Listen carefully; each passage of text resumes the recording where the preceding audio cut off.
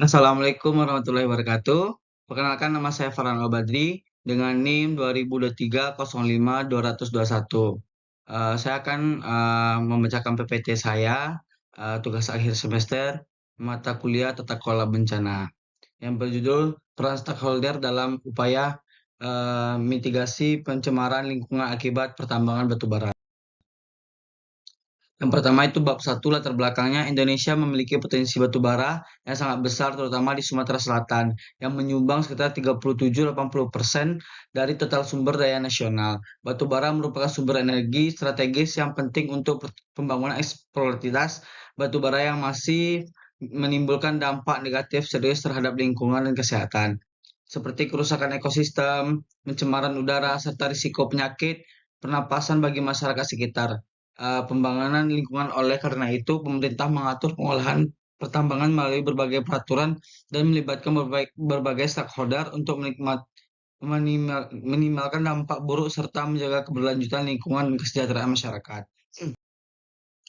Terus rumusan masalahnya, yang pertama bagaimana peran stakeholder, terus yang kedua bagaimana pola kolaborasi yang terjalin, yang ketiga faktor apa yang berpengaruh terhadap kolaborasi antara stakeholder dalam rangka peningkatan kapasitas.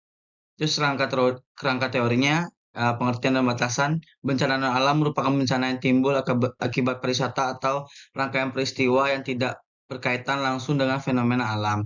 Mereka disebabkan oleh aktivitas manusia, kegagalan teknologi, kegagalan modernisasi, epidemi, dan pencemaran lingkungan. Penyebab utama adalah aktivitas manusia dan bukan faktor alamiah. Dampak yang ditimbulkan bersifat sistemik berlangsung dalam jangka waktu lama dan seringkali menimbulkan kerugian lintas generasi. Terus pencemaran lingkungan akibat tambang merupakan salah satu bentuk bencana alam yang berdampak luas dan serius terhadap ekosistem, kesehatan manusia, serta sosial ekonomi masyarakat sekitar. Air limbah tambang menyebabkan pencemaran pada tanah, lingkungan. Air limbah tambang yang mengandung asam dan logam berdampak merupakan fenomena acidmi, yaitu aliran air asam yang merusak ekosistem dan membunuh biota sungai. Terus ada juga bab 2 hasil dan pembahasan. Yang pertama, peran stakeholder. Pembahasan menyoroti bahwa penanggulangan bencana pencemaran lingkungan akibat pertambangan batu bara tidak bisa dilakukan oleh satu pihak saja. Stakeholder yang terlibat meliputi pemerintah sebagai regulator, perusahaan tambang, masyarakat, akademis, dan media. Pemerintah peran dalam membuat regulasi, pengawasan, dan penegakan hukum. Perusahaan wajib menjalankan aktivitas tambang sesuai stakeholder lingkungan, melakukan reklamasi dan pengolahan limbah. Masyarakat berperan sebagai pengawasan sosial dan penerimaan dampak, sementara akademis dan medis dalam edukasi serta advokasi. Yang kedua, penanganan untuk memperkecil risiko. Upaya penanganan yang dibahas meliputi yang pertama, penguatan regulasi dan pengawasan. Pemerintah harus memperketat izin tambang, memperbaiki sistem pengawasan, dan menindak tegas pelanggaran. Yang kedua, penerapan teknologi ramah lingkungan. Perusahaan didorong menggunakan teknologi minim limbah dan melakukan reklamasi pasca tambang. Yang ketiga, pemberdayaan masyarakat. Masyarakat dilibatkan dalam pengawasan dan diberikan edukasi tentang bahaya limbah tambang. Yang keempat, kolaborasi lintas sektor. Ditekankan pentingnya sinergi antara pemerintah, swasta, akademisi, dan masyarakat dalam mitigasi dan pemulihan lingkungan. Terus yang ketiga, poin ketiganya, hubungan dan pola kolaborasi stakeholder.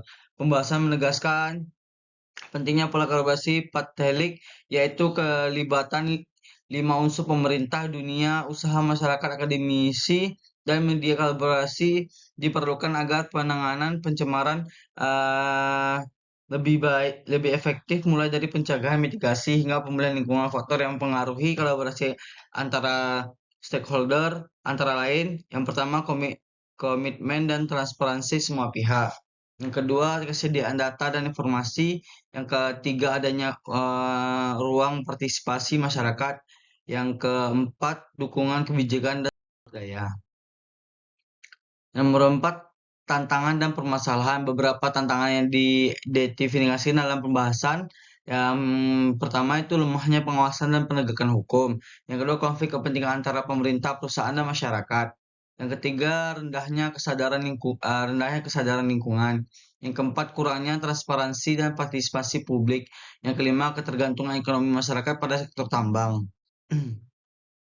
Secara umum, pembahasan penegakan bahwa pencemaran lingkungan akibat tambang batu bara merupakan masalah multidimensi yang memerlukan tata kelola kolaboratif, peran aktif seluruh stakeholder, penguatan regulasi, serta edukasi dan pemberdayaan masyarakat menjadi kunci dalam risiko dan dampak pencemaran.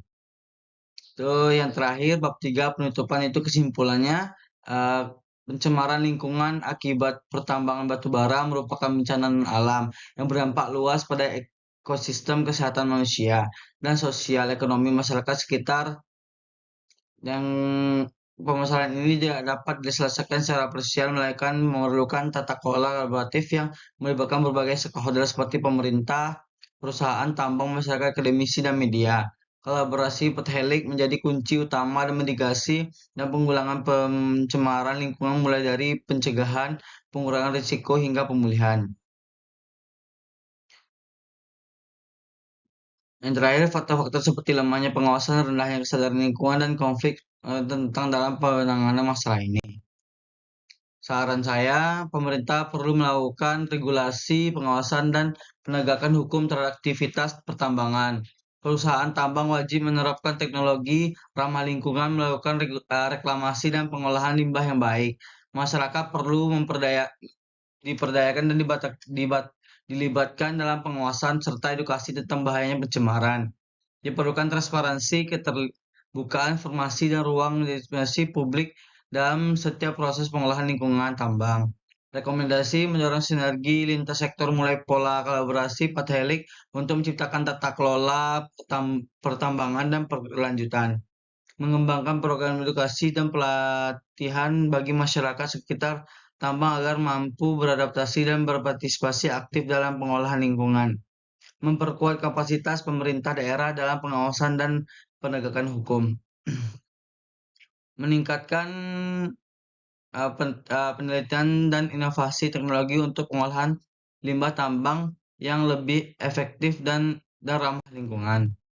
Oke, mungkin sekian yang dapat saya sampaikan. Kurang lebih saya mohon maaf. Saya akhiri dengan Assalamualaikum warahmatullahi wabarakatuh.